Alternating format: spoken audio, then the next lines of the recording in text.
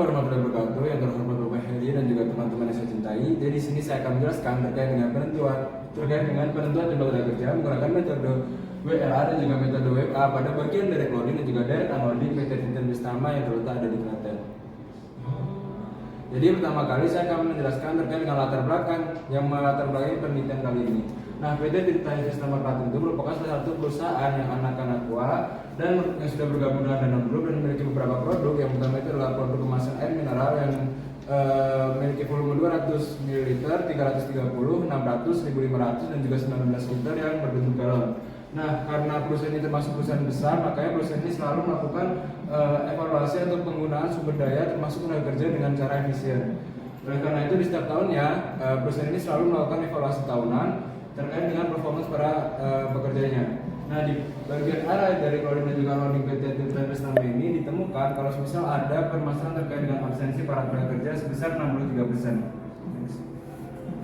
Nah, setelah ditemukan permasalahan terkait absensi ini, jadi perusahaan itu menanyakan langsung kepada para pekerjanya, kenapa kok permasalahan ini bisa terjadi? Dan ternyata para pekerja itu mengaku kalau misal pekerjaan yang ada itu terlalu ringan ataupun bisa diselesaikan dengan jumlah tenaga kerja yang lebih sedikit. Oleh karena itu, perusahaan ini berusaha untuk memvalidasi permasalahan ini dengan menggunakan metode yang ada di sana yang digunakan untuk menghitung utilitas tenaga kerja yang ada. Dan ternyata utilitas tenaga kerja yang ada di perusahaan ini itu masih rendah, masih jauh lebih rendah daripada yang diharapkan, yaitu sebesar 42% pada bagian direct loading dan juga sebesar 41% di bagian direct unloading. Sedangkan untuk harapan dari perusahaan sendiri itu sebesar 82%. Nah, oleh karena itu kita bisa merumuskan sebuah permasalahan. Misal permasalahan yang ada di bagian direct loading dan juga unloading HOD itu merupakan jumlah tenaga kerja yang tidak optimal dan masih mempengaruhi utilitas tenaga kerjanya sehingga menjadi lebih rendah. Oleh karena itu pada penelitian kali ini akan digunakan metode WLA dan juga metode WFA untuk merekomendasikan jumlah tenaga kerja yang optimal supaya utilitasnya itu dapat meningkat. Jadi tujuan penelitian kali ini yang pertama adalah mengetahui beban kerja yang ada pada bagian direct loading dan juga unloading HOD PT Titan Bistama. Terus yang kedua adalah menentukan alokasi jumlah tenaga kerja yang optimal pada bagian tersebut.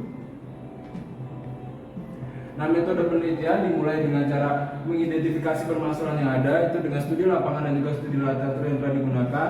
Terus yang kedua kita adalah menentukan ruang lingkup dari permasalahan sendiri. Terus yang ketiga adalah menentukan tujuan dari penelitian, lalu dilakukan dengan pengumpulan data. Pengumpulan data itu bisa bersifat observasi, wawancara, dan juga mengumpulkan data pendukung maupun data historis. Selanjutnya juga dilakukan dengan pengolahan data. Pengolahan data digunakan metode tadi stop time study, terus ada metode WLA, ada metode WFA, terus yang kemudian ada analisis data, dan terakhir itu adalah kesimpulan dan juga saran. Nah, metode yang digunakan itu yang pertama itu adalah stop time study. Jadi stop time study itu diperlukan untuk menentukan waktu baku dari pekerjaan yang ada di bagian dari loading dan juga unloading. Nah, kenapa kalau kita memerlukan waktu baku? Jadi saat kita memproses menggunakan metode WLA dan juga WFA itu diperlukan sebuah waktu baku. Oleh karena itu stop time study itu digunakan. Nah, kenapa kalau menggunakan stop time study? Karena gerakan yang ada di bagian tersebut itu merupakan gerakan yang berulang-ulang. Oleh karena itu stop time study merupakan metode yang tepat untuk digunakan pada penentuan waktu bakunya. Terus juga ada metode WLA. Metode WLA sendiri itu digunakan untuk menentukan beban kerja yang ada di bagian tersebut berdasarkan menentukan jumlah tenaga kerja berdasarkan beban kerja yang ada. Terus untuk metode WFA sendiri itu menentukan jumlah tenaga kerja, tapi ada aspek lain yang diperhitungkan. Ada aspek dari tingkat absensi dan juga perputaran dari tenaga kerjanya sendiri. Nah, kemudian bisa langsung ke pembahasan. Jadi pertama kali kita akan melakukan pengumpulan data. Karena tadi kan kita memerlukan waktu baku dalam stop time tadi. Jadi kita harus mengumpulkan data waktu siklus menggunakan bantuan stopwatch. Jadi kita melakukan pengamatan pada bagian dari loading itu sebanyak 10 kali dengan lama loading yang tertera pada tabel berikut. Terus dilakukan juga untuk pengamatan bagian dari unloading HOD dan ditemukan kalau misalnya lama loadingnya itu sekian dan dilakukan pengamatan itu sebanyak 20 kali. Nah, setelah kita melakukan pengumpulan data dan juga dengan uji keseragaman, dan untuk bagian dari loading sendiri itu untuk BKA itu besar 1.824,371, sedangkan untuk BKB itu 1.451,229, dan untuk yang data dikumpulkan semua itu sudah di dalam rentang BKA dan juga BKB, jadi tidak ada yang keluar dari batas kendali. Oleh karena itu untuk data sendiri itu sudah seragam semuanya. Terus untuk yang bagian dari unloading sendiri untuk BKA itu sebesar 761 dan BKB-nya itu 549, dan dari data yang sudah dikumpulkan itu tidak ada yang keluar dari batas kendali yang ada. Oleh karena itu untuk bagian dari unloading itu waktu siklusnya juga sudah seragam semuanya. Nah, selain kita melakukan uji keseragaman, kita di sini juga melakukan uji kecukupan data. Jadi uji kecukupan data ini dilakukan dengan cara membandingkan nilai dari n aksen yang kita hitung dengan n atau nilai dari berapa banyak sih pengumpulan data kita. Jadi n aksen itu merupakan minimum pengumpulan data. Untuk n aksen dari waktu siklus direct loading sendiri itu sebesar 4,671. Jadi minimal kita melakukan pengumpulan data itu sebanyak 5. Sedangkan kita itu sudah melakukan pengumpulan data sebanyak 10 kali. Oleh karena itu data di bagian dari loading itu sudah cukup secara objektif. Sedangkan di bagian unloading juga didapatkan oleh n aksen itu 9,972, sedangkan kita sudah melakukan pengamatan sebanyak 20 kali. Oleh karena itu untuk bagian dari unloading sendiri itu juga sudah cukup untuk pengumpulan datanya.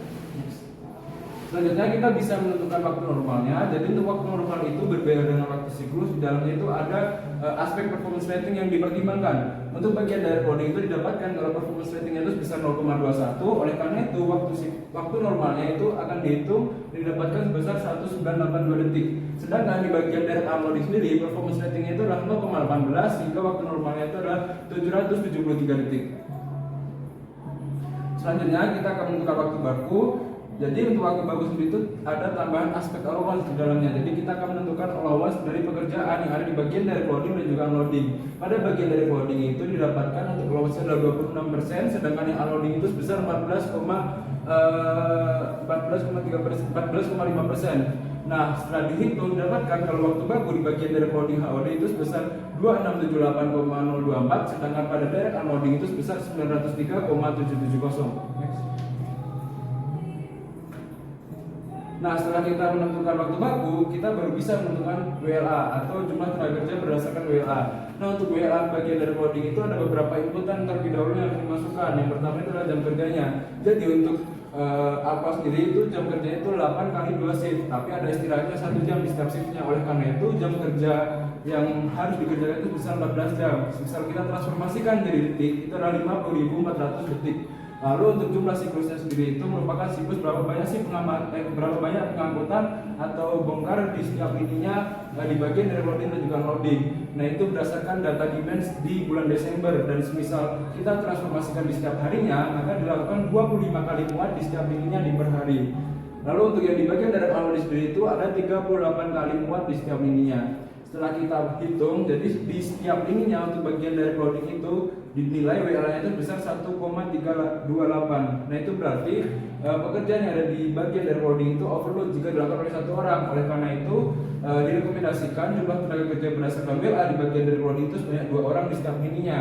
Jadi karena ada 3 lini, maka di bagian dari loading itu ada 6 orang bekerja. Sedangkan di bagian dari unloading sendiri itu adalah 0,6814, berarti itu underload jika dilakukan oleh 1 orang.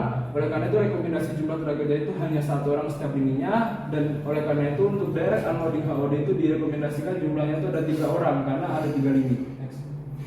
Nah, berdasarkan metode WFA ini ada pertimbangan tingkat absensi dan juga LTO. Cuman karena di bagian aqua itu tidak ada perputaran tenaga kerja, makanya diasumsikan untuk nilainya itu 0. Oleh karena itu untuk persen absensinya sendiri dinilai berdasarkan hari tidak bekerja dan juga hari bekerja, dan didapatkan 0,14. Nah, selanjutnya dimasukkan kepada WFA-nya. Untuk metode WFA di bagian dari loading didapatkan rekomendasi 2 orang setiap ini, sedangkan yang unloading itu adalah 1 orang setiap ini. Jadi untuk direct loading ada 6 orang totalnya, di bagian unloading itu ada 3 orang karena ada 3 lini.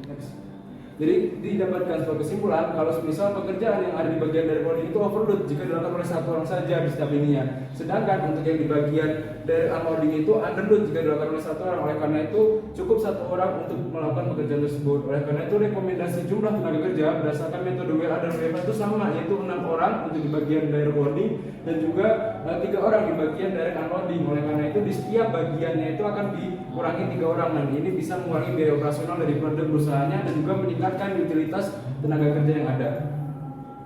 Nah, mungkin sekian presentasi saya terkait dengan kerja praktis saya. Sangat kurangnya saya mohon maaf sebelumnya.